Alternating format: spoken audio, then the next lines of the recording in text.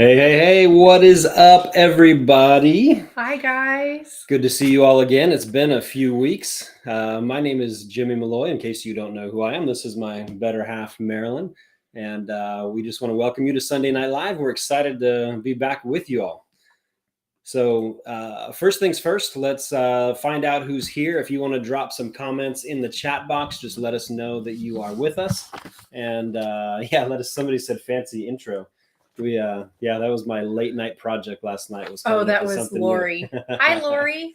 So anyway, drop something in there. Let us know. See, the way Facebook and all these things work is on algorithms, right? So if Facebook thinks something cool's going on because people are loving and liking and commenting and all that stuff, that's going to pop more people up to the our feed up for more people.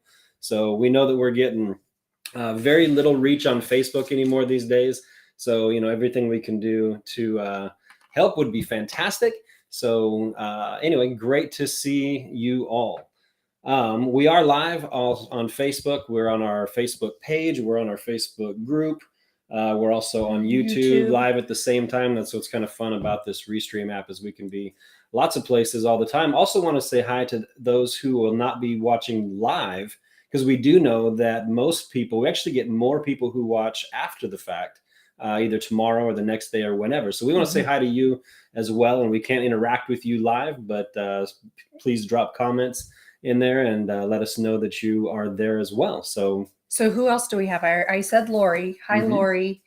Because I feel like it's been a long time since we had a live. It has been.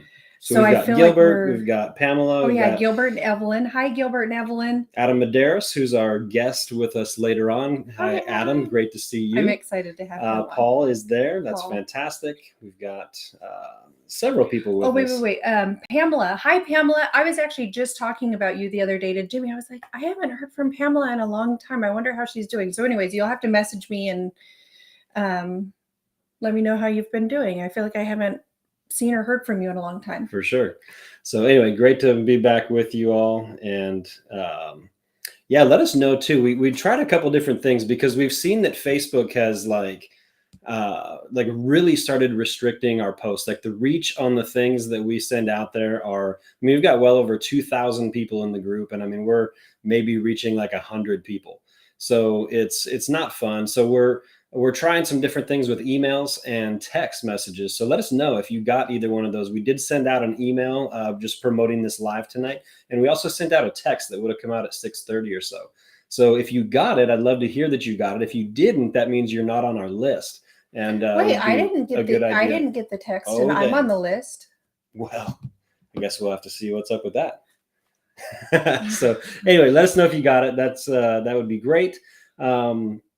Paul Belt is on here. He's going to be kind of managing the chat rooms for us. Paul is a trooper because we hear he's not feeling all that well today and decided to go ahead and still join us and do what he normally does. So thank you for that, Paul. We greatly appreciate it. And with that, let's go ahead and get started. Let's get started. We're going to give something away. This is my favorite part of the whole thing, I think. So what are we giving away today? A t-shirt. Look, I'm going to stand up so you guys can see it. Look at our new t-shirts. Oh wait, hang on. Sorry, I got to move my hair out of the way. There you go. So freedom is the new normal. These t-shirts have come in. Which way do I move? We've got the Unmasked Tulare County logo on the sleeve there. So we're going to give one of these away. And we I had somebody tell me that they liked my shirt. Yeah? Yeah, when I wore it on Saturday. Sweet. And they were like, I like your shirt. It was like in passing. It was really quick. They've been really popular. Then I would have given them a touch card. Right. Yeah, they've been very popular. So the message, a lot of people really enjoy that message.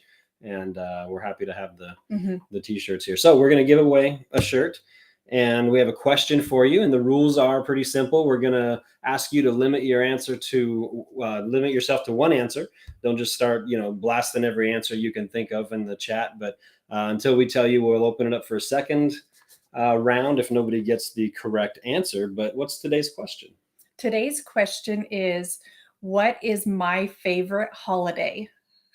Ooh, tough one. Okay. Maybe tough one. So what do you guys think my favorite holiday is? So start dropping your answers in the chat and we'll see who gets it first. So what is Marilyn's favorite holiday? Adam guessed Easter. That is not correct. Ooh. Easter's great. Although it's one of my favorite holidays. but I not don't the know. Is favorite. it? It's not Halloween. Oh, Halloween. Halloween is probably my least favorite holiday. I'm not Yeah. a big Halloween fan. Same here. We got a Christmas from Tom. Thanksgiving is not my favorite holiday, surprisingly. Mother's Day from Paul. Oh, Mother's That's a Day is good a good guess, one. but No, no, Mother's not Day it. is not it. Hang Not it on. either. Who else? Halloween, Thanksgiving, we saw those. Mother's We got Day. another Mother's No, not Day. Mother's Day. Okay. So we're about a minute. Somebody said I'm here, start over, please. Okay, so Joseph, the question is, what is my favorite holiday? Memorial Day. That's another great answer, but that is not is. the correct one. I say we go ahead and open it up for second round. What do we think? Joseph hasn't gotten to guess, so we'll let Joseph guess. Valentine's Day. It's not I'm actually not a fan of Valentine's Day, you guys. I know it, right?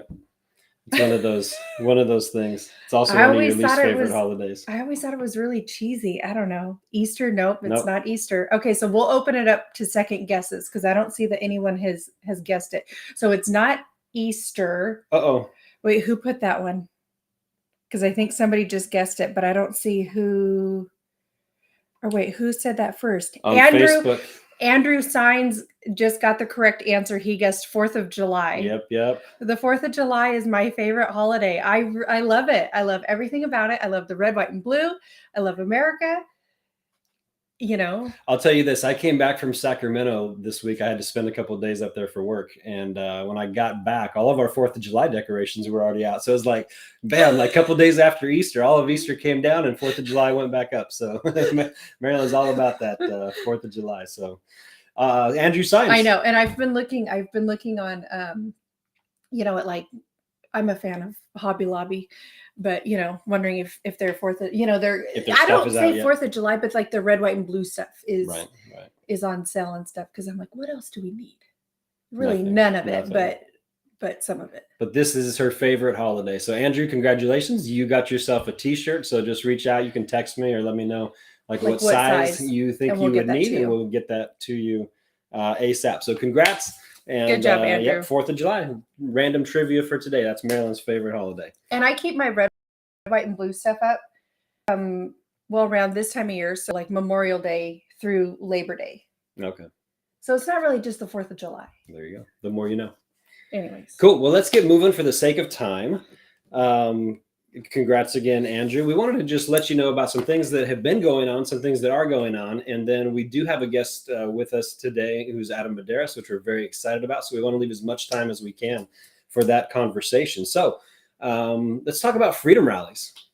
I like freedom rallies. Freedom rallies are awesome, right? They are. So we had one last weekend in Porterville. Mm-hmm. So that would have been on the 23rd. We went out to Porterville. We brought out a whole bunch of people and different groups, freedom-minded groups, a lot of different speakers. It was a great time at the park. The downside to it was that we found out like the day of that we were competing with like 15 different sort of major events throughout the county. And so we didn't get the crowd that we wanted, but we did have a great time. And, I feel like we're getting better at doing these every time we do them. This time we had a candidates showcase where we brought in different candidates who are running for local offices and even national offices, and got to hear their heart and just kind of why they're doing what they're doing and all that stuff, which was a great little added thing to it. We're going to put up a picture here so you can see. Now, this isn't everybody who was there, but this is who was there at the very end. So like when we wrapped everything up, we did our raffle prizes and all that, we called everybody who was left, and people did, leave a little bit early. We brought everybody up, but it's a great looking bunch there. And it was a beautiful day. We couldn't have asked for a better weather. Yeah, it was a really nice day. And just fantastic. So if you were there, I just want to say thank you for being there and being a part of it. And we are going to be doing these. We've been taking these all around the county. So we started in Exeter, went to Visalia, Tulare, Porterville. Our next one is going to be in Dinuba. And I have another little thing just so you can see it here in 1 second here. But we're going to be in Dinuba, and the date for that has been set now. We're going to be there on June 4th. So you can go ahead and mark your calendars. And guys, that's the Saturday before this first election, right? So we've got the primary election. Whoop. And that disappeared on me. Sorry about that. So we've got the primary election coming up, which is an important day on Tuesday. And we are really wanting to do it big up in Dinuba. This is going to kind of be our first big reach into Dinuba. We don't have a group in Dinuba. So we're wanting, we need all hands on deck on this one, because we're going to be passing out flyers in English and Spanish and doing all kinds of fun stuff in this prep for Dinuba. Now, it says the location is to be determined. We are pretty much secure in that location. And so as soon as we get that finalized, we'll announce that. I just don't like to put something out there and then have to go back on it. And just pray that everything goes through, because it sounds like the city of Dinuba is just kind of crazy, the hoops that they make you jump through. And anyways, I don't want to get into details, but it's just crazy. So it's always wild when we've been planning these freedom rallies. The hardest part is getting the permits from the cities. And we're just like, man, we're trying to use our own parks, our own public parks. We're not going there to destroy things. We're going there just to go and have a good time. But it's expensive. It's just so many hoops, especially when they hear that it's like Unmasked Tulare County and it's a freedom rally. It's like, I don't know what they think we're going to come in and do, but it's just hoop after hoop after hoop, which has been crazy. But and we always leave those parks looking the exact same way that we came there. We walk the the park afterwards, make sure all the trash is picked up and everything is cleaned up. But anyways, it is what it is. So anyway, pray for us, that we can get through all these hoops, and we'll hopefully have a great rally on that Saturday. So another exciting thing that we're doing, I'm really excited about this actually. We started holding a class. We actually just started it. Monday was our first class. Yes. And what we're doing is just a live kind of group version of Hillsdale College's Constitution 101. So we realized, Marilyn and I had been talking just about the fact that we definitely, as adults, feel like we need a refresher at least in just basic stuff about the Constitution. And a lot of us even weren't taught these things civically in school. And so Hillsdale College offers a great free online course called Constitution 101. And it's designed to be an online course that you can take by yourself.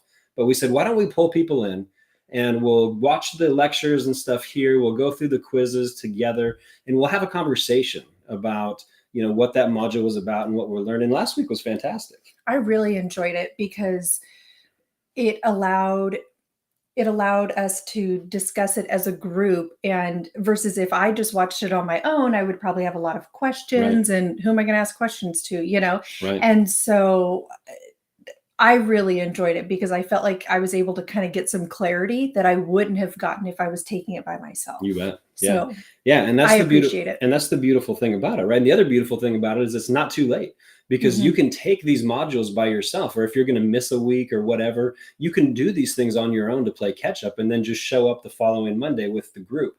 So if you are interested, we're doing these at our house on Mondays from 7 to 8 o'clock in the evening. So it's a 12-week course. We went through module 1 last week, and we're going to be doing module 2 tomorrow. But if you are interested, it is free. It's a free course, and we have a Telegram page that we just started. It's kind of a group chat, basically, where we're posting those resources and links so people know how to sign up and then what we're going to do. So even if you don't want to drive to Tulare, maybe you don't live somewhere close, we would encourage you to go along and do this course at the same time that we are. And, you can jump in the chat, and if there's questions or anything like that, we'd be happy to just make that a thing where we're all just kind of talking about the same thing and really getting ourselves educated and familiar with the Declaration of Independence, the Constitution, everything that went into it, surrounded it. That way we can speak intelligently and not just, go off the talking points we heard on TV or something. So it's important to educate ourselves and to make sure that we do have a solid foundational knowledge of things like the Constitution. And so super excited about this. If you're interested, let us know. And you can either reach out in this chat, you can reach out to us privately, and we can get you a link to that Telegram. Make sure you get the correct link to be able to get onto that course and get going. So if there's any questions, certainly let us know. And that's an exciting thing. I think your best bet as far as if you're wanting to join is to reach out to us personally, because I don't know that I always even get notifications, even though I'm an admin in Unmasked Tulare County. I don't always get notifications until like, hours later. And I'm like, really? So anyways, just send us a personal message. Yes. Yeah. And if you don't have Facebook or anything like that, you can always email us. Our email address is info@unmaskedtularecounty.com. So that would be an easy way to get a hold of us as well. info@unmaskedtularecounty.com. Paul, if you don't mind, will you put that into the chat, just our email address, so people have that as well? Oh, I can do that also. Okay, let's keep moving because we're running short on time here. That's okay. This is all important stuff. Another thing that's exciting that's coming up is we're coming into election season, guys. And a lot of the things that we've been focused on has been school boards, right? And so school board elections are going to be happening in November.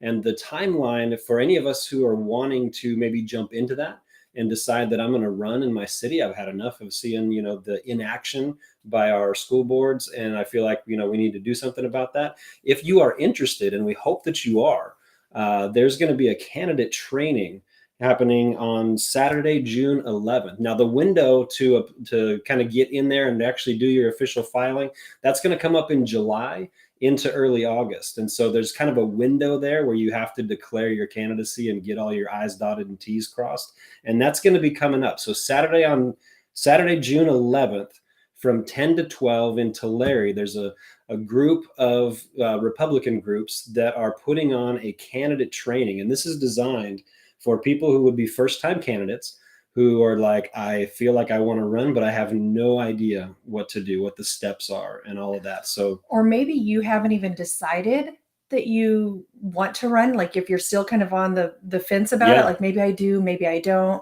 I don't feel the call to run, but I think I'm still going to take no, and it's good. And like you said, if you're on the fence about it or you're not sure, this is a great thing to go to. Just so you I'm nowhere near the fence, but I still want to take the class. But so you can get your idea as to what it's going to take, what the steps are and so forth like that. I mean, it's going to be a great opportunity to get in there and just to get some knowledge that maybe you didn't have before. So again, that's going to be Saturday, June 11th from 10 to 12 at Apple Annie's in Tulare. Now there is a cost that's minor. It's like $25. And that just covers the costs of putting this thing on. But again, Saturday, June 11th, 10 to 12, Apple Annie's. Even if you are not somebody who wants to run for office, guys, we need to be talking to our friends. We need to be talking to our neighbors. We need to be talking to the groups that we're involved in. And we need to be finding people who will step out and do these things. They may not be on this live video tonight. It may not be somebody who's even in our group. It might be your neighbor 3 doors down that, just really feels like they need to jump in there. And so we need to have these conversations and make sure that people know that, there are positions that are coming open and that they need to be filled. And so, I mean, we're going to, in 2 weeks, guys, I'm going to be bringing something to you that hopefully will motivate some folks to run, because there's some stuff coming down the pike from Sacramento towards our schools that's kind of sneaky and shady. And I'm not ready to really talk about it tonight, but I think in 2 weeks we will be. But guys, there's a lot of reason why we need to fill these school board seats with people who believe in freedom, who believe in liberty, who believe in parent rights, who believe that we're one nation under God, and that, that the children belong to us and they don't belong to the state. So we need to make sure that we are having these conversations and encouraging good candidates to run. All right. So again, Saturday, June 11th, Apple Annie's, 10 to 12. Make sure you're there or talk to other people about being there. And if you need more information, again, reach out to Marilyn or myself, and we'd be happy to get you some more information on that. Okay. The last thing we have that we wanted to talk about before we jump into our conversation with Adam is bad bills. There's a lot of bad bills that are in Sacramento. There's probably more that are out there that I'm not even aware of. Well, sure. But there are lots of bad bills that we've highlighted, in our other lives and other, content that we've posted online and so forth. and right now is the time in Sacramento where committees, like it's crazy in the different committees, all the different bills that are going on in Sacramento. Like I said, I was there Wednesday and Thursday for work, my day job. And, we were there. That's a transportation issue. And we're trying to talk to senators. We had I think 6 different meetings with senators' offices, but we didn't get to talk to a single senator because they were all in committee. And they said it was going crazy. So we were just talking to staff members. But all of this stuff is happening right now. So it's kind of crunch time when it comes to bills being in committee. So there are a couple that we wanted to highlight. Marilyn, did you want to speak to those too? I can. So AB 2223, which is the infanticide bill, which is the bill that would allow for a mother to, I can't even talk about it. It's like the worst abortion bill that there's ever been. It's not even abortion. Like it's like even after it's they're murder because they're after they're born. Right. And it's up to 28 days after, I believe it is. 28 days after, I can't even wrap my mind around it. But anyways. And we could talk about this one for a long time, right? Yeah. So but the main point for tonight. Yes, is that they're meeting on May 4th. Which is, I don't even know what day that is. Wednesday? It's Wednesday. At 9 a.m. So that committee meeting is happening on Wednesday at 9 a.m. So there are ways that you can watch that online. Mm-hmm. You can, certainly submit your position bills. We do want to remind you at unmaskedtulare.com. Yes. Paul has put together a great resource for you to be able to identify who the committee members are who are going to be listening to these things, and gives you an easy way to contact them, either through phone, through email, through snail mail. Like, don't do snail mail because that takes too long. But however you want to contact these representatives, we need to be able to do so. So we do encourage you to go to that website and he did all the homework for us, you guys. Mm-hmm. All you have to do is click on it and it'll tell you what committee it's in and who is in that committee, so you'll know who to email or who to call. Yeah. So that was one, right? AB 2223. Yes. And then the other one was SB 866, which is the would allow 12-year-old children, Mm-hmm. they're children, and older to give their own consent for vaccinations. Yeah. That's crazy. So, that's obviously a bad idea. Any of us who've had a 12-year-old understand that. So, but there's a hearing on that one on Thursday, correct? On Thursday. Time to be determined. Yeah, the time we're not sure about. Yeah. So those are kind of the 2 big ones. And if there's any that we missed, again, it's possible that we missed those. You can drop it in the comments and make sure that everybody knows about those as well. But we need to make our voices heard, let people know what your opinions are. I think we, the people, have been pretty successful on some of these bills that have gone before them. There's a lot that have been pulled already, which is great news. And that doesn't mean we're out of the woods. That doesn't mean that everything is great, but that means that for now we've dodged the bullet, and it might come back up again later once case rates come back up. In fact, I'm positive that they'll come back later once, flu season hits and people are getting sick again. But for now, we've been able to ward those off. And the reason is because tons of people have been reaching out and saying, don't you dare pass these bills. Yeah. So do your part, make sure that you are engaged, and that would be fantastic. Right? Yep. Okay.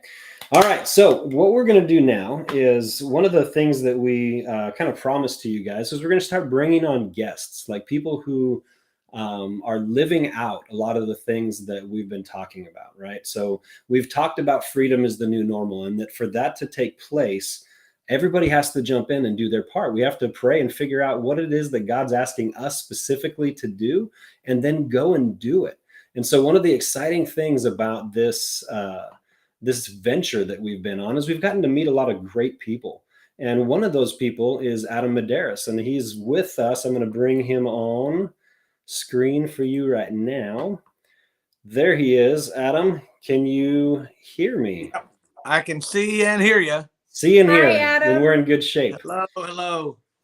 So Adam is somebody that we've gotten to meet at several different events, and have just the more we've gotten to talk to him and get to know him personally, just the more we've said, this is a guy who's right in line with where we've been, since the beginning on this. And I asked him, I don't know, a week or two ago if he would come on this live and just kind of talk about some of the things that he's got going on. And one of the interesting things to me, obviously you're running for Congress, which is the big thing that's going on in your life probably right now.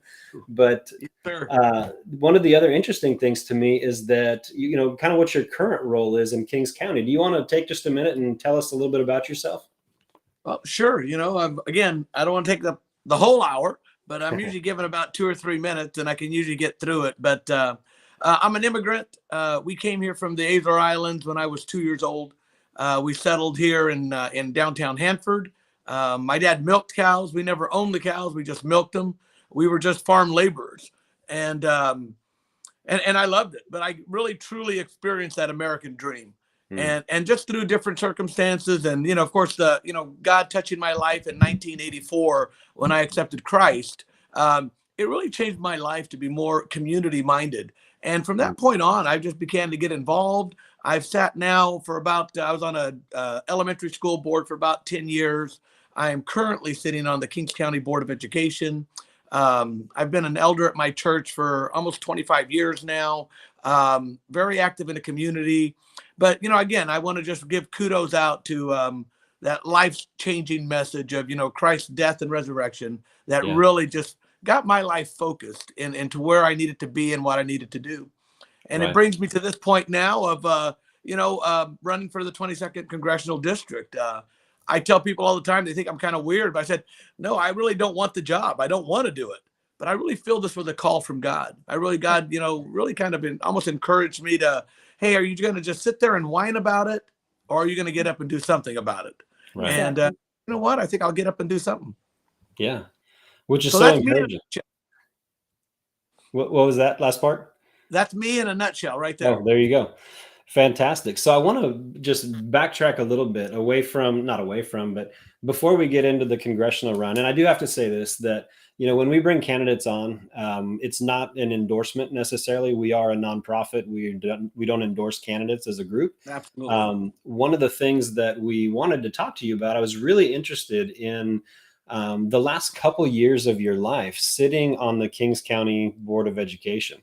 So can you talk at all about kind of what that's been like, during this whole COVID pandemic thing? Yeah, I can. Can I back up and just comment on one of your earlier? I mean, again, I just want to stress, I can't stress to your audience enough, the 2223 bill, and we all look at it, we see how bad and evil it is. It's just plain evil. Yeah. When you read it, you don't even think that somebody could put it to paper. Exactly. But I want to encourage your listeners right now, the time is now to act. This is already the third committee it's going to. That means it's already proposed. It's already gone through the whatever committee did it first. 7 people, 4 of them agreed to do it. It's gone through the judicial committee. And out of 10, I believe 8 okayed it. Yeah. So this bill is going to be approved in California unless the people stand up. It's going to appropriations now, where they're actually going to have to look and see what is the financial aspect of this, and how are we going to afford to do it? Yeah. And so we have to talk to our elected people today. We have to get a hold of them and let them know that this is not acceptable. It shouldn't even have been put to paper, much less onto 2 committees. Absolutely. Just a little plug right there. Yeah, no, and that's a great point. Thank you for that. Yeah, thank you for saying that. That's it's just awful, and it blows my mind. I don't have it in front of me right now, but I've actually got the names of every assemblyman and now senator that was on those committees that voted for it, and we're just got to put pen to paper, directly call them, email them, write them, but you tell them this cannot be approved. Right. Yeah. And I mean, this is really and our emphasis has been, while these bills are in committee, we really want to try to kill them at that point, right? These bad bills. Because once it gets through committees, then it just goes out for a general vote. And I mean, we know there's still a process involved, and it's not like if this gets through that last committee that it's a done deal, but it'd be a lot harder to get the entire assembly, the entire Senate to see things our way, as opposed to just that small number of people that are in those committees. Mm-hmm. So fully agree. Like, the time is now, and we got to get on the horn. Yeah, for sure. Absolutely. Well, to answer your question, the last couple of years of COVID on the school board, Again, let me explain to you a little bit. Like I said, I've been on school boards many times and many years, and there was a lot of stuff that board members can do. When you're on a school board, you really have more power than they let you know. And that's why I've been going for the last 3 months now, just encouraging board members. And I always say, hey, grow a backbone, get some backbone. You control not only the salaries, but you hire and fire the superintendent. You have more power than that superintendent letting you know. They like to tell you that. And I've had this told to me many times, where it's like, well, this is a mandate. This is from the state. We have to do this. And guess what? I'm telling board members, no, you don't. You can say, no, let's fight this. Let's go a different route. But we have lost people with integrity and a moral perspective. And so when we're saying, man, talk to your neighbors, get people to run on these school boards, as what I'm encouraging. But I go one step further. I said, we need to have somebody that has a moral integrity to be on those school boards, not just your neighbor who has spare time. If they don't have that moral integrity to say, I'm going to stand up for what this nation was founded on, founded on a relationship with God and founded on moral principles. And so we need to get those people in. And if we do, I truly believe the educational system can be changed. Yeah. But I now sit on the Kings County Board of Education. And I'm going to say this publicly. I haven't said it too often, but it's just that board shouldn't even be there. Okay. I'm saying we have actually very little authority. We are really the appellate board, and our main function is to oversee, and we're like the Supreme Court of school boards, who, if there's a challenge for interdistrict transfer or there's a challenge on expulsions, then they can bring it to us and we'll hear it. And then our verdict is final. And that's all. Okay. That's almost all we do. We don't hire the county superintendent in most counties, not all, but this one it is. They're an elected official. We can't hire or fire him. We can't set his salary.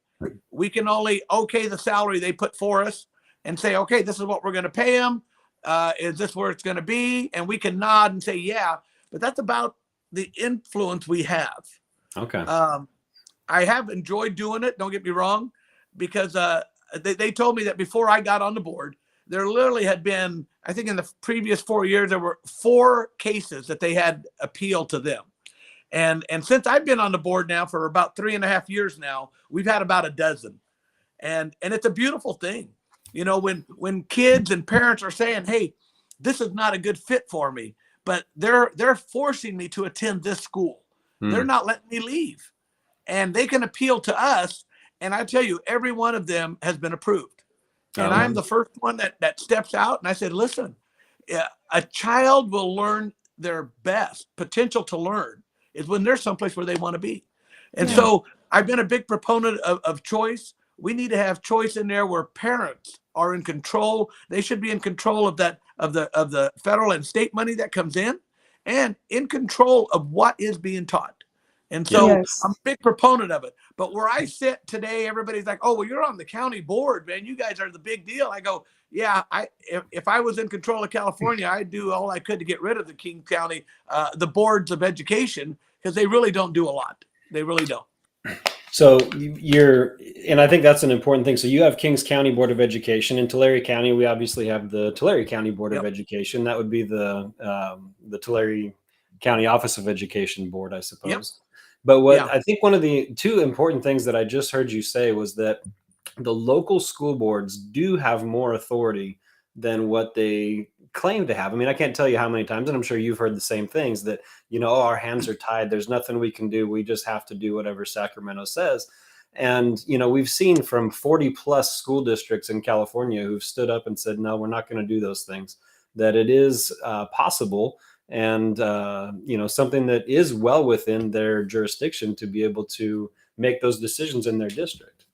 Absolutely. And that's why it was so encouraging, to see different boards. And I would bring it up to, because like I said, we've been going to all the, I've probably been to about 25 board meetings since January, just because we're going to a bunch of different boards all throughout the county.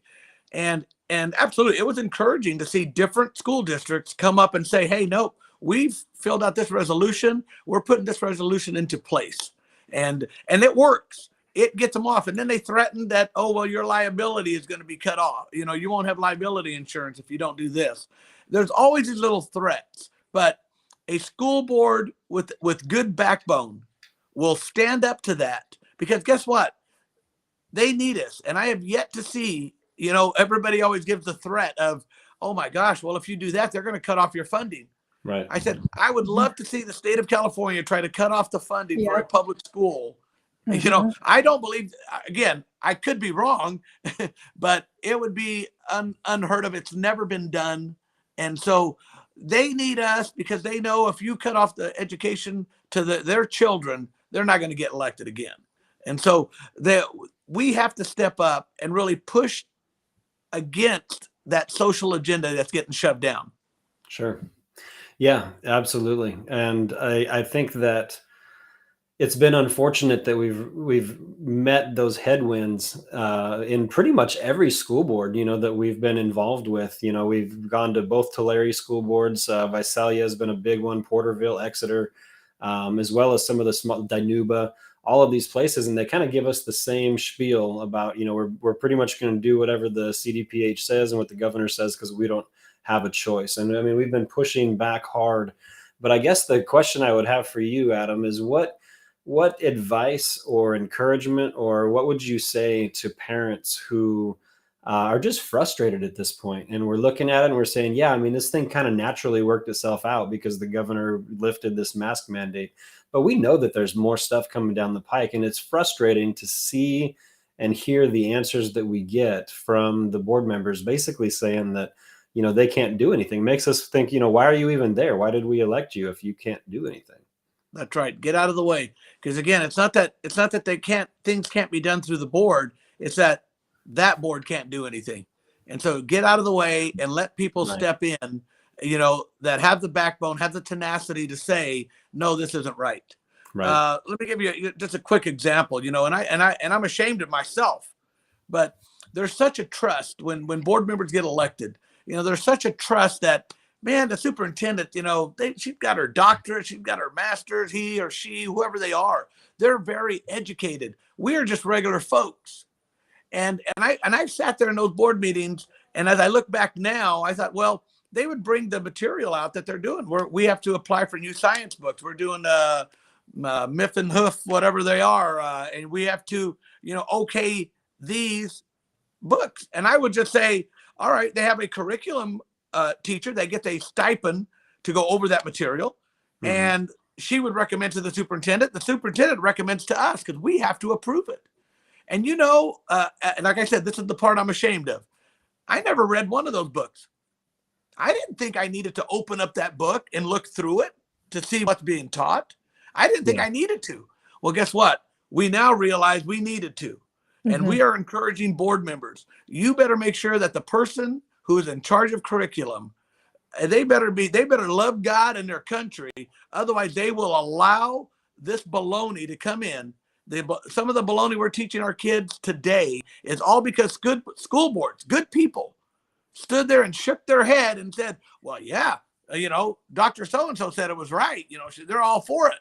I go, no, we can't take that anymore. I've repented, and I've asked God to forgive me about it, because it just now sits in the back of my head of saying, I can never do that again. You know, I have to be more proactive. I have to know. And I want to encourage your listeners too, that there's a lot of different areas. You don't have to be elected to the school board. Almost every single school in California has a school site council. Yes. And that is a council that is supposed to bring recommendations to the superintendent, who then will relay them to the board. So we have actual recommendations from the people attending their school. And so get on that school site council. I think they appoint it's I don't know, 10 or 12 in every school. So you are now a committee that is going to recommend to the superintendent through the board that you want to see this stuff get done. And it will happen. You know, we found out that every school works under an LCAP, and it's a local control accountability plan. You know, I said, what a bunch of baloney. We found out how little control we had when COVID hit. And all of a sudden there were board members like myself who stood up and said, no, we're not shutting down at all. I'm not even going to hear about it. And you know what? I was shut down, but we spoke out, and we didn't have enough backbone. We weren't ready. Now that I think we're more prepared, now that a lot of these mandates are gone to the wayside, now is the time to get aggressive. We have to get out now and make sure boards are passing resolutions that hinder the implementation of these mandates that come from the governor. You can't stop them completely, maybe, but you can hinder them where your body, your group, your district will not have to follow them if you have resolutions already in place. So now is the time. It's being proactive, right? And not reactive when it comes to this. Right? Yeah. And, I think one of the things that you just said is critical, and it's getting involved even in the level that's not an elected position, right? There's all these school site councils. There's lots of opportunities to get involved. And I know that some of the conversations I've had with either like a superintendent or a couple different school board members, they'll say, but we'll get people who show up to the school board meetings, but then when it comes time for school site council, or when it comes time to like get on an LCAP committee or whatever the case is, like it's crickets. There's nobody ever there to be heard. And it's like pulling teeth to try to get people involved. And one of the things that's encouraging to me is I do feel like just all across the country, and specifically our state, a lot of parents are waking up and realizing that what's going on in the public education system is exactly what you said. We've had our heads in the sand. We didn't think we had to read through the curriculum books, 5-10 years ago. But the truth was that we did, because they've been sneaking a lot of this stuff in for decades. And so now, there's hopefully enough people, and it's encouraging to me to see the people who have woken up to this stuff. And I hope that awakening turns into action. And sometimes the action's not all that sexy, right? It's not the elected school board position. It's that committee meeting where you have to go through and read through curriculum, or it's the LCAP where you're going to go through and look at all the different funding mechanisms and things. Yeah. But it's critical. And it's critically important that we have people in there who are constitutionally minded, who are going to go in and say, you know what? No, this is not okay. Like the stuff that's coming down is got to be changed. And I do think that you're right. A lot of that change happens from those positions that aren't even elected positions.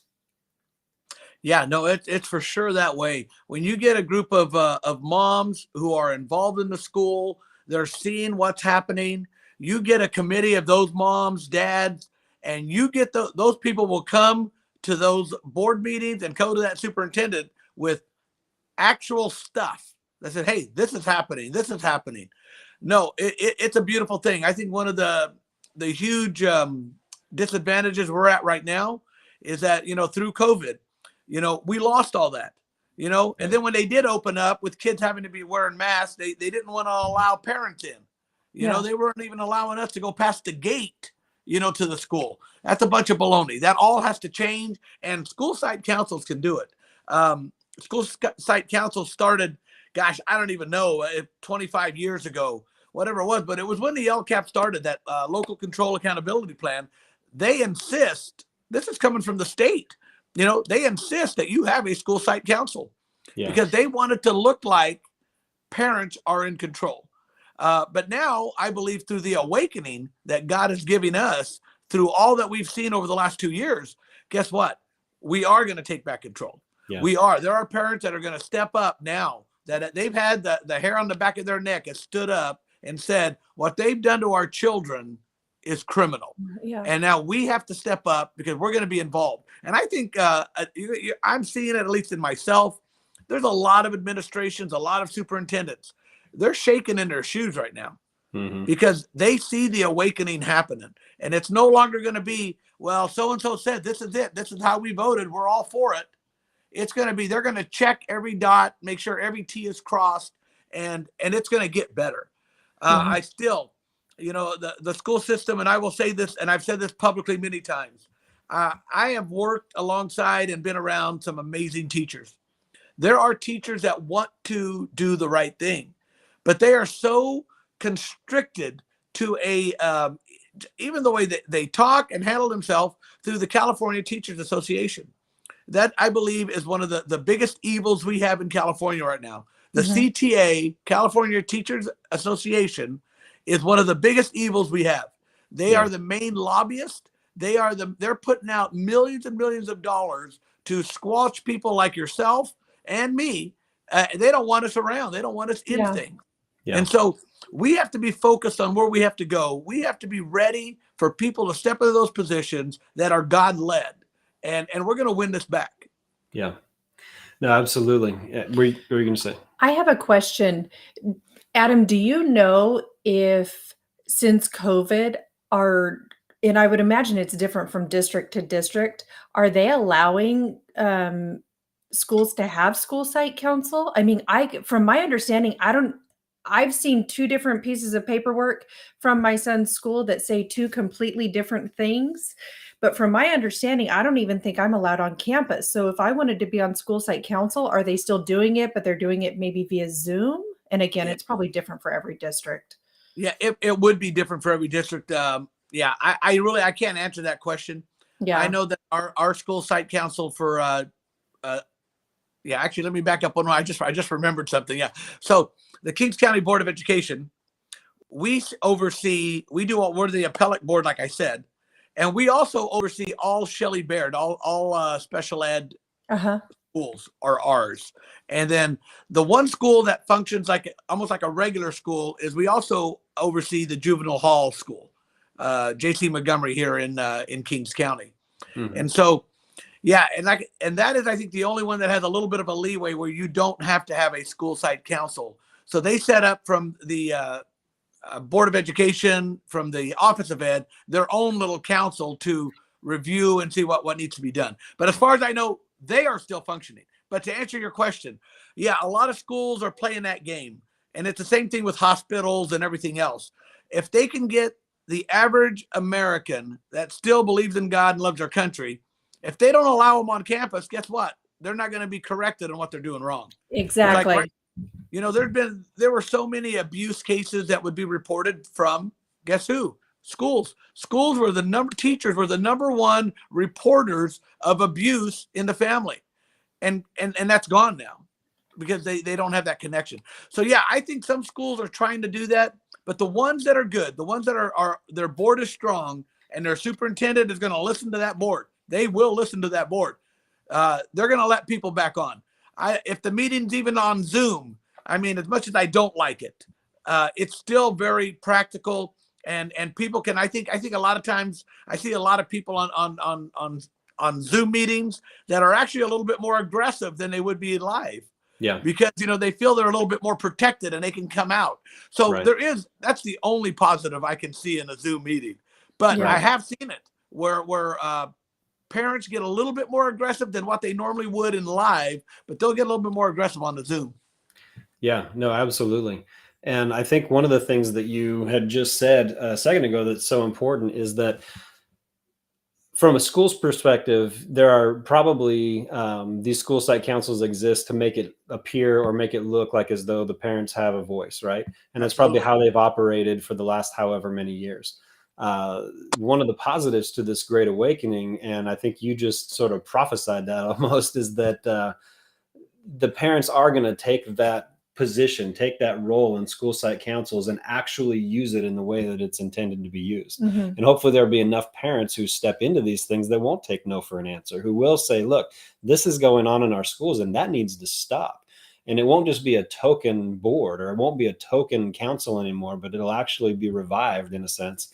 And people would be able to use their voice and use the authority that's been given to them. Yeah, no, absolutely. And again, that's part of my regular prayer is that, God, you stir these people up, even, again, and it's not if you're a Democrat, a Republican, or an independent, it doesn't matter who you are. It's just, you have to be able to see the situation is dim the way it is today, but we can shine that light just by encouraging those people, wake up, do the job you are elected to do. And I also stress this to everyone. They almost started I'm a very likable guy. All right. I mean, there's not too many people that don't like me. I'm very likable, but I'm telling you what, man, I really caught a lot of smack when, I began to really talk to school board members and say, stop it. You guys have the authority. Now step into it and do it. Don't just do what the superintendent tells you. You know, you guys need to be that board that really directs the school, not allowing the superintendent to do whatever they want, and you just give them that token nod with a yay. Right. Yeah, it's almost like a lot of them think that they're policy boards, that they don't really have any actual authority when it comes to the running of the schools, and that's not true at all. Yeah. It's otherwise why would we elect them? That's the kind of confusing part. Yeah, and that's one thing right there. Why do you elect them too? And that's a great point I wanted to bring up. But again, as soon as I said that, I lost my train of thought on it. Dang it. No, and it's true, and that's one of the things. I mean, we've had go back and forths with several different boards and board members and all this stuff where I truly believe that a lot of people have it in their head, these elected positions, and I don't know that it's just school boards, but I think a lot of city council people, a lot of county board of supervisors, all the way up to the top, have it in their head that they represent Sacramento towards us, and that they're supposed to inform us the way things are supposed to be, rather than the way it actually is, that we elect them to represent us. Yeah, and it's like the system is backwards. Yeah, that's my point I wanted to make, exactly. And that's it. And I was telling all these school board members, I said, hey, when you sit on that school board member, and because they told it to me, and they're like, hey, you represent the school now. You're a part of the school. You represent the school. And I tell them, no, that's a bunch of baloney. You do not represent the school. You represent the people that elected you to the school. Right. And there's a big different statement right there. And so I'm making sure board members understand that. You don't represent the school at all. You represent the people that elected you. And that's why your district is the one that put you in office, and they can take you out. That's your boss, not the superintendent. It's represent the people that elected you. And you're going to see things change in schools. And once they begin to believe that concept, that you don't represent the school, you don't represent the city, you don't represent the county if you're a supervisor, you represent the people that elected you. That's why this system in America under the Constitution works. Because they put people in that are elected by the people and not for the government. Right. So good. Yeah. And it's critical. That's the only way this works, right? Because once it goes the other direction, the system is broken, and it's just a matter of time before it fails. And that's why we're in the situation we're in today. Yeah, exactly. And that's what I'm sorry. I believe it failed. One of the biggest fails we had was when they took prayer out of school. Yes. We were a major majority. The Christians that claimed Christianity were a major majority. And guess what? A couple of people got upset because they were praying, and they literally took prayer out of school while we were sitting there going to church every Sunday. Instead of picking up our picket signs and going to that school and saying, hey, there's no way you're taking prayer out of school. So I call it out on my campaign today. One, I want to see abortion become illegal in California. I want to see abortion be abolished, is what I'd love. And number two, I want to get prayer back in school. I think we are missing the blessing of God in our schools because we allowed the few that acted like the majority to rule the majority. Yeah. I completely agree. I often say that the minute they took prayer out of school was the moment they invited the devil in. Absolutely. Yeah. And Absolutely. 100%. Yeah, it's and we see it. I mean, I'd like to say it's just me talking and you agreeing with me, but there are facts. If you start researching the facts, you can begin to see the decline of education, of morality, of the things that are happening in schools. It really on a downward spiral right after they took prayer out. They took prayer out of schools, and our school system in almost every state went left, and went left hard. And so we can get it back. We have to get it back. We have to push for what our founding fathers really, really meant in our Constitution. Everything that it's not so much what we think, oh, well, this is what we want to be politically correct. I said, no, being politically correct means you are looking at God's word and our Constitution, and you're going to stick with that. I mean, it's not, and again, I try to encourage people to say it's not that difficult.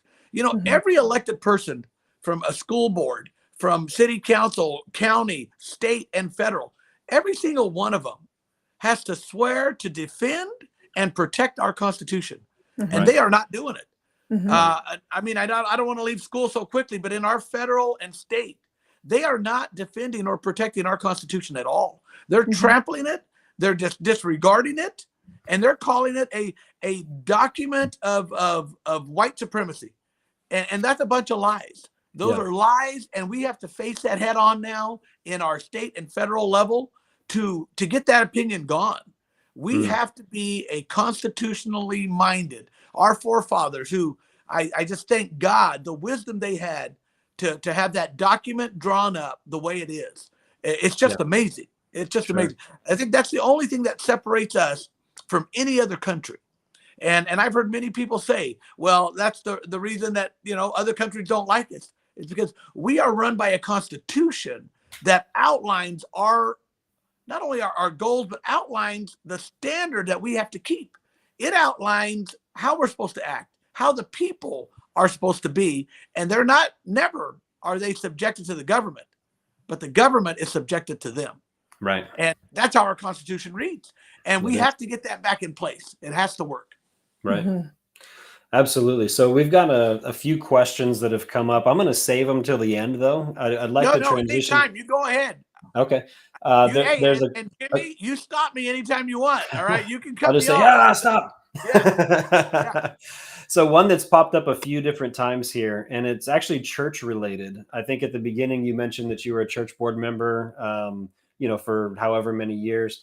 There was a question that came up of, why that church specifically, and I won't name the church. This must be somebody who had gone to that church, but the question came up, if you're on the board, why'd you let the pastors close the church? Can you speak to that just briefly? Because there's nothing, Jimmy, as you know, in Maryland now, there's nothing briefly with me, because it's a whole story. The Bible tells us that the way we defeat Satan is through the blood of the Lamb and the power of your testimony. Yes. And so your testimony, what you lived, is truly what Satan cannot argue about. He can't tell you, oh no, that didn't happen, because guess what? You lived it. The power of your testimony is so powerful that it put Satan underfoot. The blood of the Lamb and the power of your testimony. So my testimony is, yes, I got saved in 84 and I became involved with this church, and I loved it. It really became us. I was the longest termed elder in that church, and it was almost, I believe it was 28 years. Okay. That I was an elder on that board. An amazing group. We're one of the largest churches here in Hanford. In my mind, we're getting things done. Yeah. And when it came to COVID, and it was just an awful scene. Out of our 5-member board, there were only 2 people, myself and one other, that was willing to voice that said, there is no way in God's name that we will shut our church down. Yeah. There is no way. And our pastor is the son of the second pastor we had. I've been an elder with them both. I love him. He was like one of my own kids. And I'll tell you what, they wouldn't budge a bit. It was, nope, we're going to do it. And I'll make it quick for you, but no, it came to the point I fought for about 6 months to almost a year. That first thing saying, no, there's no way, this is wrong. We have to open up. The church, in my opinion, should never have their door shut.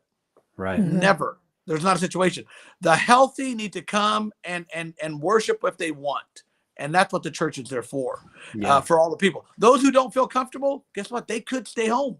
We're doing it online. We had it online. It was good. Those that don't want to come, stay home. But those that do, those that have the faith and the conviction, do. And I was going through this fight and argument, and again, it was me against almost everybody. And finally, we had the pastor and his wife come to our house, and we're crying, we're loving on each other. But I'm saying, hey, you now know my position. We were able to articulate our position thoroughly, I thought. Yeah. And so, a couple of Sundays later, they opened up and they were meeting outside. And we're outside and they're recommending mass, but it's a beautiful day, a nice environment. And our pastor goes up and he literally says, we have decided that we are going to follow the instructions of the governor in regardless to COVID. And at that point, I knew I was done. I knew I was done. I turned in my letter of resignation. I said, no, you just pledged allegiance to a man, the governor of California, who is openly against the church, who his entire career in politics, you can see a straight line of just satanic influence on almost every decision that man makes. And you just said you're going to do whatever he says? And you want to call yourself the Church of Jesus Christ? Yeah. No, I couldn't do it. So yes, we ended up resigning. And I now have I literally every Saturday night at my house, we have a little church group. It's between 15 to 50 people that come. And we did that from day one. The day they closed the churches in March of 20, when they shut them down, we started that next weekend. And we've had people here ever since. We refused to close the worship, laying hands on people, praying for people and encouraging people. We refused to do it. And so good for you. That's it. Now, because I don't want to start trouble, you know? And so we left. We didn't even make a stink. I turned in my letter. We just started our own thing. There are people 2 years later that will still see me in town. Oh, hey, I haven't seen you in church. I go, they never announced I left. Nope. Never, nothing. All of a sudden, and I tell you what, I was a fixture there. Yeah. And so it is what it is. But again, it takes people with integrity to stand up, even if you're the only one standing. Yeah. Stand. You know, the courage of one man outweighs the folly and ridiculous stuff of 1,000. Yeah. And so you gotta stand up, people. You gotta say no. When you believe in your heart it's wrong, you have to have that integrity to stand up and say, no, I'm not following this pastor. I'm here to follow Jesus Christ. If God is using him, that's awesome, man. And to this day, I love him, a deep friend, but I haven't talked to him in almost a year. Yeah. And so it's just where it's at today. Well, thank you for clarifying that. I know that there are at least a couple on here that probably needed to hear that. So yeah, and they don't know to this day. You know, there was somebody on my Facebook the other day that wrote something I had said, and they said, yeah, his son's on staff. You know, my son was a youth pastor. My other boy and his family had a home group. My daughter and her family had a group that they met with. I mean, that was our home, and really it became our Christian identity. And so I believe the awakening happens to all people in all states, even if you're unsaved or you are a Christian and working. I think God is revealing new things that are just not giving you the courage to stand up, but giving you the vision in which way to go. And that's what we have to do. We have to hear God's voice and move that way. And one of the really cool things about that, and I've had this conversation with several people who maybe wouldn't identify themselves as being Christians or strong believers, but you know, if you look at revival throughout history, and we could get off on this topic and probably talk for hours, but when you look at revival throughout history, the way God does it and the people he does it through are not the religious leaders of the church, right? They're not the priests, and they're not the people who are supposed to be the ones who lead people into revival. It's the everyday folks. It's the people who have just had an encounter with him and said, you know what, we're going to listen to his voice and we're going to do what he says. And it's amazing the things that God does in and through them. And I think Jimmy just hit the nail on the head, because it's kind of a pet peeve of mine when people, all they do is they talk, well, I'm going to pray about it. I'm going to pray about it. I'm going to pray about it. I'm like, that's great. We need to pray. We need prayer. We pray before our lives. Mm-hmm. And we're going to pray. Actually, Adam, I'm going to put you on the spot, but we might ask you to close our live in prayer. But I'd love to. But when are you going to do something? When are you going to put action to these prayers? You know? Yeah. So, and let me tell you an example I gave on one of my last board meetings I did at Koinonia. You know, I stood up and I said, listen, they were throwing Romans, God, I'm not even going to quote it right, but Romans 10 or 11. Anyway, it's submit to the local authorities, submit to the authorities there. And I said, you know what, man, if that's a fact, Paul was speaking to the church in Rome, a place he had never gone to when he wrote that. He had not been in Rome yet. So he was trying to encourage them to say, hey, no, stay peaceful, you know, respect the authorities and all that stuff. But when Paul got there, guess what?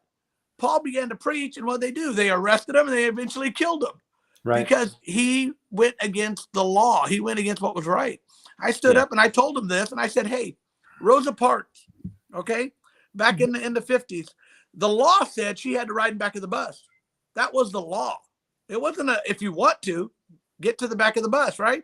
And guess what? Rosa Parks realized she was going to stop that injustice. And she broke the law to open up the eyes of people. And I think that's what we saw in our churches over this last 2 years. There were churches that did not shut down. They stood up and said, no, that's wrong, and we're not going to do it. And so we have to have that type of integrity to say, well, we don't want to be disruptive. We don't want to be labeled rebels and disruptors. I go, no, you do. If they're not going according to God's word, you need to step out and confront it and hold your ground. I love the shirts I've been seeing a lot lately, and they say hold the line. And I tell you what, that's engraved in my heart that we are going to hold that line. And I had one guy tell me, oh, come on, Adam, you know, Christ is coming back soon. You know, why you want to take that stand now? I said, hey, I don't care when he comes back. My job is to do the job he called me to do. And so when he comes back, guess what? I'm going to be on that front line working. I'm going to be on the front line doing what he called me to do. And so I'm not going to be sitting at home waiting for him. He's going to find me on the front line. And I hope you're with me. And so that's what we got to keep spreading. Sure. And the church has always been countercultural, right? When you look at the New Testament church, I mean, Jesus was the epitome of being countercultural, and that's not changed. I mean, I'm sure this is a topic that we could talk about for hours. I did want to transition. You have a new venture going on. And I know, as we were talking about hearing from God, being obedient to the thing that you feel like he's calling you to do.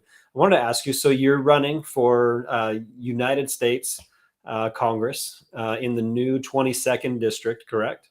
Correct. And so, what was that point? If you can take us, I don't know if you can even identify a specific point where you said, you know what, I have to do this. I have to jump into this race, against all odds, whatever the case might be. What was that point for you? Why are you in this race? Well, I'm glad we ended up with the part of my testimony that we just finished, because it's all just a huge part of it. Okay. So now I've explained to you that over the last couple of years, there's been a lot of changes in my life. I mean, my church identity, is gone. And now I hope that I now have, the identity of Christ and where I'm talking. So we were in a very, a very broken time. It'd been my life for, almost 30 years, at that body. And so it really was a time where we were really seeking God. And that's why I always love how God does it, because in your deepest, darkest time, God speaks to you and you begin to hear his voice a little bit more clearly, because guess what? You are in need. Yeah. One of the problems with America is that we have very little need. Mm-hmm. And so we get complacent in our theology. We get complacent in our church activities because there's not much need. But when you're broken and you're down, you're seeking God. And I tell you what, we were at a place where we felt isolated. We felt like the people that we knew are now not, we don't know as well. A lot of them are just crazy and want to wear masks all the time and get vaccinated 5 times in a year. All of a sudden, these are people we knew, I'm like, what the? So it got to that point where, and again, let me also make that. And then it went from there. And also my business was affected directly. Sure. I'm a hairdresser by trade. So I cut hair. I own a salon. And that first week, I went along with the flow. I said, no, we got to do it. Let's shut down. It's not going to be more than a week. Let's get a grip on this. And so I shut my business down. And it was shut down for almost, it was 5 weeks exactly. And about that 5th week is where the turmoil and the unctioning of God stirring up my spirit to say, are you just going to whine about it, or are you going to get up and do something? Yeah. And that was a challenge to me. And I said, you know what? I was very comfortable just whining about it, and I had a lot of, people to cry on their shoulders. There was all kinds, but the challenge came. And when I answered that call and I said, you know what, God, no, I'm going to get up and do something about it. And so I mentioned it to Amy and I, she'd been such a great support, but I think she thought I was crazy. There was just no, why? Adam, you hate to travel. You hate to leave Kings County. I mean, you've said that publicly in your life. I would never leave Kings County if I didn't have to. I just I like it here. Yeah. But like I tell people, I am not running for the 22nd congressional seat because I'm looking for a position. I'm looking to answer the call of God. And yes, if like Jonah, I might have been a little bit reluctant, but I believe God was calling me and stirring me up to come out of my comfort zone and help in the awakening and the transformation that he's going to do for our country that I am going to be a part of. Yeah. And so I'm excited, but it was a long drug out. I talked to Amy, finally got her on board. We sat all our children down in this very room right here. And we told them, and, they were all very encouraging. My youngest boy, who was the youth pastor, he goes, no, Dad, I'm going to be up front with you. I think that's ridiculous, man. No way you should be doing this. Yeah. But because of the way I said it, as I felt call of God, he goes, I'm going to help and support you. There's no doubt. But he thinks it is a swamp. It is a swamp. And anybody who wants to go to the swamp should be labeled crazy or called of God. And so there's a lot of people running in my district right now, and they want to be there. And that's what disturbs me the most, is that I don't believe that this was ever meant to be a full-time job and where people were there all the time. I believe God intended in our Constitution that those men would go there for a period of time, get the work of the government done, and go back and do their own thing. Yeah. But instead now we've created this swamp, and these swamp creatures, they love it. Mm-hmm. And I'm telling you, I'm going there to help the fundamental. My wife is over looking at me and said, "Why are you yelling?" I said, "I'm not." But they like me hi. They all say hi. And so, no. And so I don't want to go. I don't want to be there. And I really challenge people that are there and they've been there. I now call it out when I speak. I said, if you've been there more than 6 years, guess what? You're the problem. Get out of the way. God is calling people to raise up, but they can't beat the political machine. The political machine is so ingrained in the money they bring in, the people they influence to take to run. It's laughable almost, but we keep electing them. We have to stop voting for people. I've already put in mind where I said 6 year max. I will not be in Congress for 6 years. After 6 years, if I feel I still need to run, I'm going to run for something else because we need to get out of the way. If I can't fix something in 6 years, I am part of that problem. Right. Yeah. Couldn't have said it better myself. I agree on every point. The swamp has devastated us as a nation. And, the career politicians and those who are there, because they've made a career out of it, they don't know anything. I think that's one of the things that I've appreciated about conversations with you is you're like, look, and even your wife, I remember talking to Amy at some event that we were at, and she said, look, we're comfortable where we are. The business is doing well. Our kids are at home. It's not something that we feel like Adam doesn't feel like he needs a job and is going and looking for one. And I'll agree with you 1,000% that that's how it should be, that you go as an act of service, right? You go to serve the people that you represent. You go to serve your country in that. It's not something that, builds your status or gives you some title behind your name or elevates you in any way. It's servant leadership, right? Yeah, absolutely. And that has to be projected and enforced. Yeah. And I think once we get to that, if we can get, and I'm going to try to do it as much as I can, but to get rid of and put term limits on federal employees. We got to have term limits. I mean, right now, states have implemented it, but the federal government has not. And so are you saying, I'm sorry, I didn't mean to cut you off. No. Are you saying federal employees, anybody who works for the federal government? Or are you talking elected officials? Elected officials cannot be termed out because it's not in the Constitution. And they are absolutely correct. I've researched it. It's not in the Constitution, but it is what's right. And so I'm hoping that someday that we can get the convention of states together, that we can put an amendment into our Constitution that limits the role of Congress, the Senate, and the presidency. They've gotten to where they're doing all these executive orders and bypassing the system that was in place. Yeah. Yes. And it's got to end. It's got to stop. And Absolutely. so with term limits, you're getting, which is what they expected with Congress. They expected you to go in there, and you're going to go in there for a year, 2 years, 4 years, 6 years. And then you get out of the way and let the fresh ideas come in. But what we get is career politicians that are so ingrained, and they're so into the lobbyist pool, the fame and fortune that goes with it, that they no longer serve the people.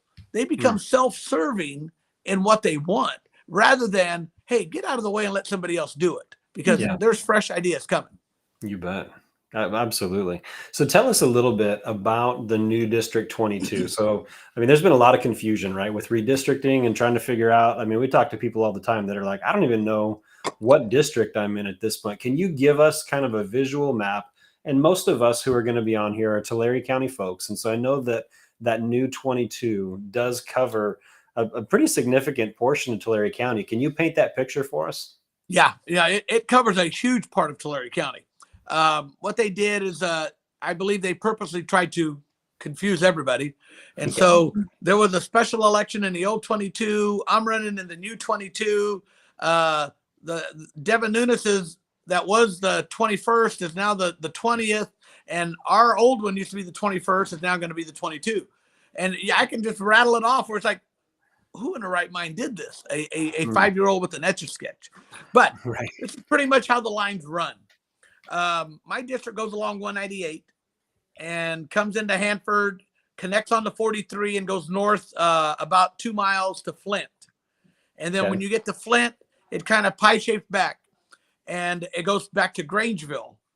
And then from Grangeville south is pretty much my district. So when you go to Tulare, I have all of Tulare except the northeast corner. Right. The northeast corner is in the 20th, I believe. Right. Kevin McCarthy's. Yeah. district. And then I have I got almost 90% of Porterville. And then it goes along the foothills there and goes down. I've got, McFarland, Denano, Pixley, all the small little towns, all the way to Bakersfield. And then west it goes all the way to Avenel. And then it goes down those foothills all the way to Bakersfield. And then it goes right through the center of Bakersfield. I have the middle of Bakersfield, and it goes on for about another 25, 30 miles where I have Arvin. Arvin is a little town just south of Bakersfield, and Arvin is in my district. Okay. Wow. It makes, again, no sense at all. No, that's a huge territory. Kings, Tulare, and Kern County. Yes, I cover 3 counties. Cover 3 counties. Wow. Wow. What hurt me the most on the redistricting, and I know it hurt everybody, and this is my opinion only, but I believe, the supermajority Democrat in California, they appoint this committee. This committee does this every 10 years. They redistrict, but they always make it an advantage for the Democrat. And so what they did is they cut the conservative base. I'm going to bring up Kevin McCarthy. Kevin McCarthy is probably the most powerful Republican in Congress today, destined to be the Speaker of the House.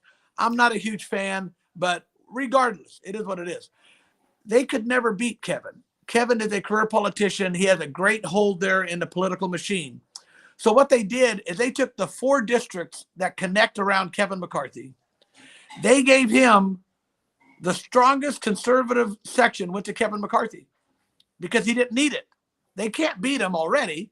So they make him more powerful, but they weakened the 3 districts that touch his. So now the 22, the 13, and the 21st are so weak that I don't know how a Republican can win. And so Kevin McCarthy has the 20th, and they literally, if you look up on a map, it looks like a 5-year-old with an Etch-a-Sketch drew that line. It literally comes through Hanford. You're right. It cuts Hanford in half. It cuts North Hanford out and all of Lemoore. And those are areas that elected me to my county board position. Was North Hanford and Lemoore was my district. Wow. And so they literally took all of those votes out for me, and now they gave them to McCarthy that doesn't need them. So now I will struggle. I'm telling you, and I'll say it to your people right now. It will be a miracle from God's own hand if I win this election, because they have made it almost impossible. Almost impossible. But fortunately, as we believe in miracles, we believe they happen. We know that God is still on the throne and has a purpose and a plan for each one of us, and that we have to step into that plan. And so that's where I'm at. The district is awful. And don't get me wrong, I've been positive on my run from day one. But when they redistrict this January, when that map came out in January, my wife and I we were dumbfounded for an entire day. We literally looked at each other and said, should we get out? Is this God telling us to get out? Yeah. And after we prayed, we sought God, and we finally just said, you know what? It was going to be hard for us to win regardless. It was still a big district. But yet we trusted God. Well, this is not too big for God. It's just too big for us. And so we put our trust back in him, and we just stepped forward. And as soon as we did, we began to see things open up. We began to see the people come out and say, you know what, Adam, we're behind you. We are going to do this. I don't ask for money. And to this day, I'm telling people, I don't need any more money. We've got plenty to finish this to the primary. But we had a fundraiser in Hanford, and our only fundraiser we've had. And the people just showed up. It was 3 weeks before we just heard the news of the redistricting. We were devastated. Ticket sales were just kind of going okay, but not quite there yet. 3 weeks before the event. And man, as soon as we made that commitment in our heart that we're going forward, it opened up. I'm telling you, Marilyn, Jim, it opened up like you would. We raised just a hair over $80,000 that night. Wow. Yeah. And it was people out of the woodwork came out and said, Adam, we were behind you. We see who you are, and we want to entrust that you will represent us. And so that's where we're at. But it's amazing, and we're doing it well. We've got radio ads coming out, billboards. We're doing all that stuff. We're doing as much as public speaking as I can. I'm probably speaking and hitting events maybe 2 to 4 times a week. I'm at an event. And so that's where we're heading. You know, I still believe, and I may be naive, and they may laugh at me later, but you know, the line between being called stupid and being called super brave is razor thin. That true. Line is razor thin. Right. And so if you're not willing to step on that line and cross over, you'll never accomplish anything. And so we've stepped on it, and we're going, and again, we're going to wait and let God show up and see where it goes from here. Absolutely. I think one of the things that, I take away from your story and this conversation here tonight, our emphasis has become, freedom is the new normal. And I really think that was something that God dropped in our hearts, just that phrase itself, because it's taken on so many different meanings, even in the last couple of months that we've been going with it. But we've been really trying to encourage people to find their role in freedom becoming the new normal. And, listening to your story and just hearing, okay, your testimony of going from this to that to this and saying, you know what, I got to the point where I just knew in my heart that this was an action I needed to take. And like you said, it's going to take a miracle for you to pull this thing out, but we do serve the God of miracles. And, we can take courage in that. But I just want to encourage anybody who's listening or watching here tonight that, take this story, this testimony that Adam has shared with us over the last probably hour or so, and take that to heart, because, you may not be called to run for United States Congress, but you are called to do something. And it may not be running for political office. It might be any number of different things that you feel that tug in your heart that you're supposed to go do. And I love that last thing that you just said, where the line between crazy and what was the other thing? Crazy and courageous. And courageous. Is razor thin. And that's absolutely true. And every one of us who are in this stuff, I would say probably for the right reasons, are doing things that we're wildly uncomfortable with. Right. And so God never calls us to do something that we're comfortable with. He's always going to take us out of our comfort zone, because it's there where we trust him, where we know we have to trust him, because it's our weakness that makes his strength perfect. Right. And so I just want to throw that encouragement out there to everybody who's listening and this is one of the reasons we want to have people like Adam on, is just to share that testimony and show you guys that Adam's an everyday guy. He's not a career politician. He wasn't, born and bred for this kind of thing, but he heard the call from God and he said, you know what, I need to step into this moment. And he did that. And you can do the same. It doesn't take somebody who, has been born and bred to do these kind of things to do it. It just takes somebody who has the backbone, the courage, the conviction, and the call from God. So I want to thank you for sharing that with us, for sharing that testimony. Well, and I kind of experienced the same thing, because when we founded Unmasked Tulare County, I didn't realize that it was going to kind of explode into what it was. I thought I was just going to start this, cute little Facebook group and stuff. And I didn't realize that it was actually God kind of speaking to me at the time. I thought I just kind of started this Facebook group because I was upset that our kids were having to wear masks and that we were having to wear masks in stores. And I didn't want to wear a mask because I feel like they're satanic. Sorry, I don't know. Anyways, that's just my, but we've ended up getting to where we've, gotten really involved and I've had to do some things that I was really uncomfortable with doing. And I mean, there have been times when I've broken down and I've started crying and Jimmy's just like, are you sure? Like, are you okay? And I'm like, yeah, I'm still going to do this. Yeah. And I'm going to do it afraid because I feel like this is what we're supposed to be doing. And nothing is going to stop me. Like, I'm not going to stop. I'm not going to stop because I'm scared. Because the reason why I'm scared is because Satan is trying to intimidate me. And I'm not going to be intimidated. Yeah. I'm going to keep doing it. So. Yeah, Marilyn, I want to tell you that's a fact, because again, I don't even know who said it, but somebody said it. It's not an original Adam here, but courage is not the absence of fear. Courage is facing that fear and moving head on. You say you're courageous. And, well, if there's nobody attacking you, how courageous are you? Exactly. Yeah. But when courage steps in and we begin to truly step out in the face of our fears, that's when God touches us and moves the most, I believe. Yeah. Yeah. 100%. Absolutely. So real quick, as we kind of wrap things up, how can people get a hold of you, Adam? Well, there's a lot of different ways. My website is probably the best. It's medeirosforcongress.com. And that is for your viewers, MEDEIROS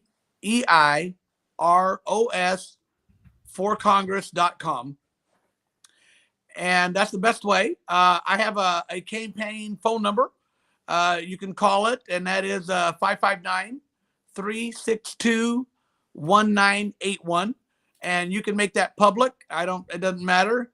Say the number again, Adam. 559 Yep. 362-1981. Perfect. I'm just going to pop that up here. Get a hold of me that way. Oh, cool. Perfect. And then also for those with the redistricting, I know that Adam went over what areas he's covering, but it's still really, really confusing, especially for Tulare, because the city of Tulare has 3 districts. Right. And I kept trying to read the map and I was like, wait, what? And I was trying to figure out what district I was in. But finally, I think it was the LA Times came out with something where you can type in your address and it'll tell you what your current district is and what your new district is going to be. So I am going to put that in the comments on Facebook. I think Paul already did. And then Paul because I messaged him. Oh, okay.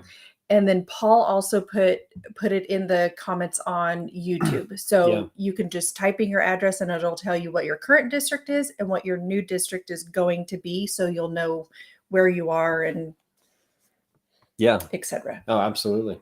Yeah. And there's a couple of things too that you probably, I'd like to say out in public is, and right now they've already sent out some sample ballots. You're starting to get things in the mail. And just encourage your listeners, if you haven't got something in the mail that says you're going to vote for this, this, and this, then you need to call your elections department Every county has one. Yeah. You walk into that office, call that office. They will tell you what district you're in, and then they'll tell you your status of if you are registered and everything is good. Please check it out. Don't play dumb. Get out and make sure you're registered. They have your right address. They have the right information, and get it done. We are going to need every single vote that we can get, and we can't not say after it's over, said, "Oh wow, I forgot to vote," or "Yeah, I never got a ballot." No, that's not an excuse. Get motivated now. Yeah. And another thing is, if you're not registered to vote, there's actually 2 ways to register. You can register online. You just fill out a thing and then they send something to you and you have to sign it and fill it back. You can do it that way, or it's super simple. You can just simply go to the registrar of voters office, which is on Mooney. It's across the street from Mooney's Grove, and you can register right there and be done. So make sure you do that by, I believe it's May 23rd. Yeah, it's like it's like 2 weeks before the election is when they cut it off. Yeah. So make sure if you're not registered that you get registered. You can do that and it's not too late. Absolutely. Cool. Awesome. Well, hey, Adam, Jim, thank you so much I'm open. for If there's any question, anybody has any questions, please just ask. So let's see. I didn't see any other. There was a lot of comments. I didn't see a ton of other questions here. If you do have a question, go ahead and shoot it in there if you're still with us, and we'll give it just a second. Yeah, I don't know, Adam. I greatly appreciate you coming on with us tonight. And thank you just so kind of, much. we covered a lot of ground tonight. We went everything from school boards to churches to Congress to, all of that stuff. So, I think we got to kind of hear your heart about all those different things. And again, I just want to encourage everybody to, listen to listen to what God is saying and listen to what, how he's directing you to step out. Now is not the time to shrink back and put your head in the sand. Now is the time where we have to step out and fight for the things that we believe in. And, the good news is, and I love your story about the church and how you walk, I don't love that you had to leave your church. Don't get me wrong in that, but I love the grace that you ended up with in that you're not here bad-mouthing the pastor. You're not over here, ripping on the board or anything like that. You are able to disagree with honor and, be able to still hold your head high and maintain that position of honor. And I have believed since the beginning that we are not only able to do that, but we're called to do that as believers, that when we disagree with people, we disagree with honor. And, we can stand firmly opposed to a board. We can stand firmly opposed to a governor or a president or whoever it is. And we don't necessarily have to get into that place of dishonor. So, I certainly appreciate that about you as well. And I'm not seeing any questions pop up right this second. So I'm going to ask you, I know Marilyn kind of already threw it out there. Go ahead. Can I add one more thing then? Just FYI, if you're local, if you're around here and you got nothing to do this Monday, I know you talked about your class you have, but this Monday night at 6 o'clock at First Baptist Church in Hanford, there's going to be a debate. The 22nd congressional candidates have all been invited for a debate. And there's our DA has been challenged with a runner also. And so it's a pretty heated contest. And so that's going to be tomorrow night at 6 o'clock here at First Baptist Church. So First Baptist Church in Hanford tomorrow night, Monday night at 6 o'clock. So First Baptist Church, 6 o'clock. Okay. So if you want to go hear more from Adam, and we didn't really talk about the competition at all tonight, but you'd be able to hear from all of them in one place, which is certainly fantastic to be able to do that. So great opportunity. Cool. Yeah. All right. Well, at the end of all of these, we always pray because we know that it is not our will that's going to get anything done. And it's not even really asking God to align with our plans and with our purposes, but it's setting our hearts in a place where we align with his, right? And so we always want to leave things on that note where we're asking him to help us to align ourselves with him. And we realize that prayer is so critical if we're going to win this fight, because we can't win this fight. It has to be him. So if you wouldn't mind, Adam, would you pray to close us? I'd love to. Let's bow our heads. Father, I thank you for who you are. I thank you for what you've done so far. Thank you for what you're doing. I look back at the history of the United States, Father, and I just stand in awe of you, how we can see your hand moving and directing people from the installation of our Constitution to the events of today. Father, we ask you right now, Father, that you continue to pour out your spirit on this land. We love our country, God, and we stand under you. We love that, Father God, you have shown favor to America, and we ask you that you continue, that we can love on the world and spread who Jesus Christ is to all that we meet. Father, we thank you for this election coming up, that you have awakened. Now stir up your people to do what you've called them to do. Father, stir up your churches to stand strong, to exalt the name of Jesus Christ above every fear, above every attack that comes out. Right now, Lord, in that precious blood, we plead over our country. We plead over everybody listening to this broadcast right now. Touch them, encourage them, and lead them into your truth. In Jesus' mighty name, amen. Amen. Amen and amen. Thank you so much, Adam. And again, we greatly appreciate your time. We know the life of a candidate is a busy one, so carving this time out for us and our viewership is much appreciated. So thank you. Thank you, Jimmy, Marilyn. Thank you. God bless you. I pray for you. I pray for, freedom is a new normal. I love it. I bought a t-shirt at the last rally and my son wears it proudly. He just loved it. He's so outspoken. And unmask Tulare, please. And keep going, keep doing what you're doing, and we'll be good. Awesome. Thank All right, you. Adam. Well, have a great night. Thank you again so much for being with us. God bless you guys. You too. You too. Good night. Okay. Well, again, just to throw this out there, we're not endorsing candidates. There are 4 candidates who are in that race. There's David Valadeo, there's Chris Mathies, there's Rudy Salas that are running against Adam Medeiros, and we're not necessarily endorsing any one candidate. In meeting Adam and talking about his story, he has not fun, but just a unique story in that he's got a school board history. And we knew that bringing him on here, he could give us a little bit of insight into what that's looked like for them in Kings County again. And he's not been focused on Tulare, Visalia, these places because he lives in Kings County, but he was able to give us kind of a little bit of a perspective on that. And then we also, loved the transition that he's kind of made in knowing that he had to do something more, and he felt the call to go in and do something big. He's facing a David and Goliath type race in that race for Congress. And so, but he had the courage. He knew that this was his part of freedom being the new normal, and he had to go out, step in and do it. So we just wanted to bring him on to have a conversation and be an encouragement to all of you to just chase after whatever it is that God is calling you to do in this moment. So we believe firmly that all of us have a part to play. Yeah. And that we're going to see God, do his victory through his people. So Adam is one story where that's happening. So I think that's about it for tonight. Yeah. Right. Okay, guys, we love you, and we will talk to you soon. Drop things in the comments and stuff. We'll try to answer them as we can. If you want to come to Constitution 101, that's going to be tomorrow night at our house at 7. Just reach out for more information. And otherwise, we'll talk at you later. All right. Bye. Good night, everyone.